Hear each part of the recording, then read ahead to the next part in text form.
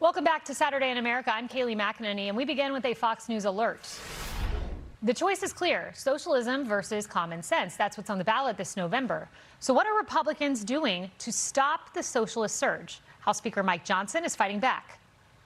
35 years ago, Republicans and Democrats in Congress, they were fighting communism on a distant shore. Now it's here. This is a contrast election between common sense and crazy, and increasingly that's what the other side represents. House Speaker Mike Johnson joins me now. Welcome, Speaker Johnson. Thanks for being here. You have a website. Hey, Kayleigh. Yeah, thanks for being here. You have a website. It's a play on the Contract for America, 1994. That, of course, was Newt Gingrich, very successful. But this is a contrast for America. So tell me about the contrast you are drawing in the next 80 days. Yeah, thanks so much, Kayleigh. Great to be with you on a Saturday. Look, I made a pit stop here in my hometown. I'm in the middle of a 30-day nonstop campaign tour, going to 18 states and across 34 districts in August. And everywhere I'm going, Kayleigh, from coast to coast, north to south, east to west, we're seeing the energy of people because they understand the stakes are so high in this midterm. It's less than 80 days away now, and it's going to be a fateful one for the country. And this is a contrast election. I was on the phone with Newt Gingrich 6 months ago. We talk all the time, but he has a way of crystallizing things, as you know, and he said, you know, Mike, this isn't a contract with America year, this is a contrast for America, and in short summary, it's a contrast between common sense and crazy. So we've just launched a new website. I'm going to debut it on your program this morning, but if you go to contrastforamerica.com, we'll lay all this out. We really have an education component to what we're doing on the campaign trail right now because, sadly, young people have not been taught the truth about socialism and communism. It's a dangerous road, and this is one of our efforts to make sure people know that. And people can see this website scrolling here. We're actually going to zoom into part of it in just a moment. But before that, there's a lot of talk about socialism and communism. Some people say, you know, oh, President Trump, why are you using the word communism? He's right to do that. And he has an unlikely person who agrees with him, former Democrat mega donor John Morgan. I spoke with him. Listen to what he says about socialism being the gateway to communism. The Democratic Party is in a crisis, and it has been for a long, long time.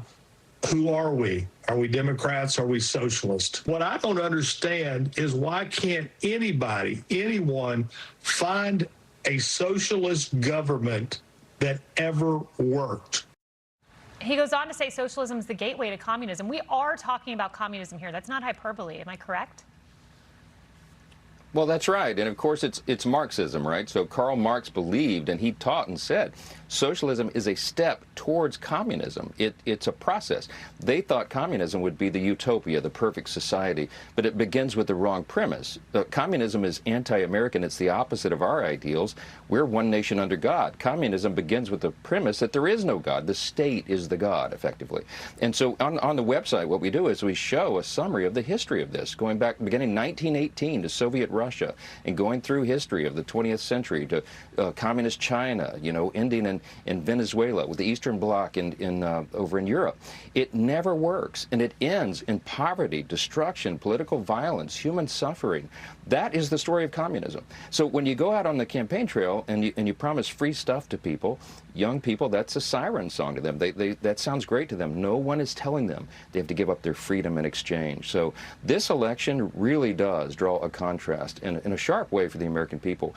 If somebody had told us 10 years ago, Kayleigh, that on the 250th anniversary of the greatest nation in the history of the world, we would be debating whether or not we would maintain the constitutional republic or go down this dark, dangerous, deadly road to communism, you and I would have argued with them and said that's not possible. But that's where we are right now. And these insurgent left candidates are winning the Democrat primaries all across the country. The barbarians are inside the gate. It's very, very serious stuff. And we actually have that part of the website. I want to pull this up because does communism work is an empirical question. This is not a thought experiment. It's empirical. And you say that we need to educate voters. I totally agree. And here it is right on this website, Contrast for America, Soviet Russia, China, Albania, Cambodia, Romania. As you can see here, communism has failed everywhere it's been tried, but you're looking at some pretty radical peers that might be joining you in the House, folks like Chevalier, who wants to use the American flag as a napkin, who admitted to doing that once. Claire Valdez says solidarity forever, abolish ICE, free Palestine, organize your union, join the DSA. Do you think there will be any effort among Democrats to stand up to these folks? They've been kind of silent. They won't do it, Kaylee. Here's the problem. The insurgent left, the radical Marxists, are taking over the Democrat Party. It's happening before our very eyes, and it's alarming. The establishment Democrats are not putting up a wall to stop this because they have been defeated on their own turf. Look at Hakeem Jeffries. He's the leader of the Democrats in the House. He had a slate of candidates, establishment Democrat candidates, that he endorsed, even in his own hometown, New York City. In the Bronx, in his literal neighborhood, he got beat by the Mamdani slate, okay? There are many Mamdanis popping up all around America, and they're winning because the energy, the excitement, the money, the grassroots is on the side of that insurgent left. It's serious business. By our count, almost 40 of these Marxist candidates have already prevailed in a primary at the federal or local level, all the way across the country, and many more are on the way. This is serious. This midterm will decide the fate of America. Now, I'm absolutely convinced because of this, we are going to keep the House majority for the Republican Party. We're going to grow that majority.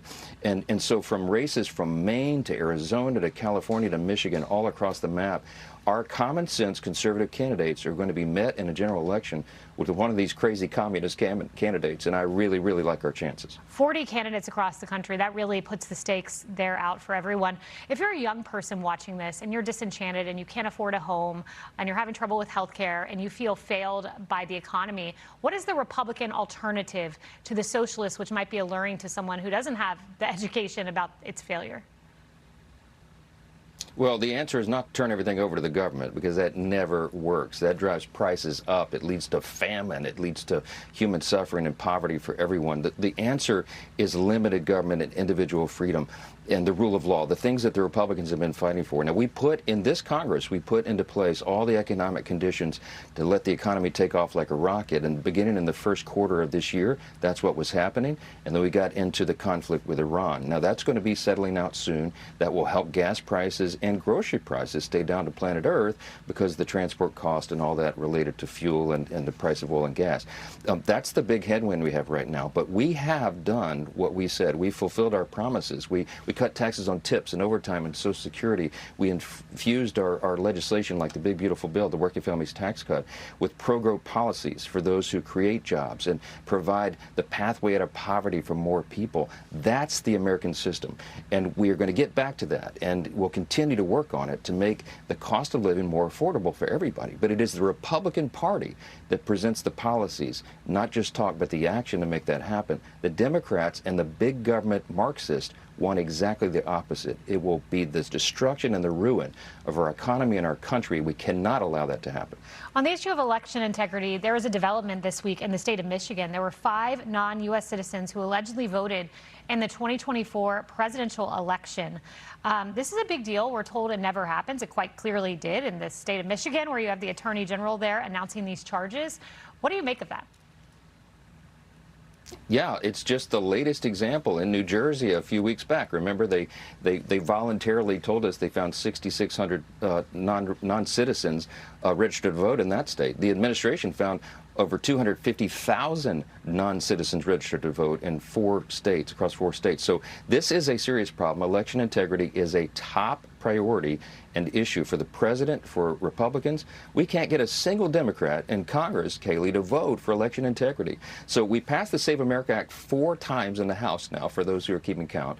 The last version we sent over on a budget resolution for a reconciliation bill to the Senate, and I'm very hopeful they'll process that very quickly, because we added election integrity, the Save America Act, with some funding for troops and farmers. I don't think anybody who has common sense can vote against that, and we're awaiting the Senate's action so we can move it and get it to the president's desk. Final question for you. So you did multiple times pass the Save America Act. You used budget reconciliation. You have worked hard to get this across the finish line, and the president has expressed his appreciation. In the Senate, he asked them not to go on recess. They are on recess. Where does this stand? Is there any hope? I realize you're not the Senate, but your thoughts as the House Speaker who's gotten it done on your end. Well, I think they'll get back to it. I mean, I do agree that, I think they agree it's a priority. They understand how important it is to the base and to all the American people. By the way, you know, the proof of citizenship to vote, to register and voter ID, these are like 90-10 public opinion poll issues. You know, even 72% of Democrats think you ought to have a valid ID to vote. So it's not a controversial proposition, but the Democrats in the Congress are holding it up. And you have to ask yourself, why. The president, I think, is right. Some of them just, they want to have the pathway open for cheating. I don't know how else you can explain it, Kaylee. It defies common sense. House Speaker Mike Johnson, thank you. And we encourage everyone to check out The Contrast for America. This education is needed desperately in our country. Thank you, House Speaker. Thanks so much. Be sure to like and subscribe for all the Fox News latest on YouTube and catch full shows streaming now on Fox One.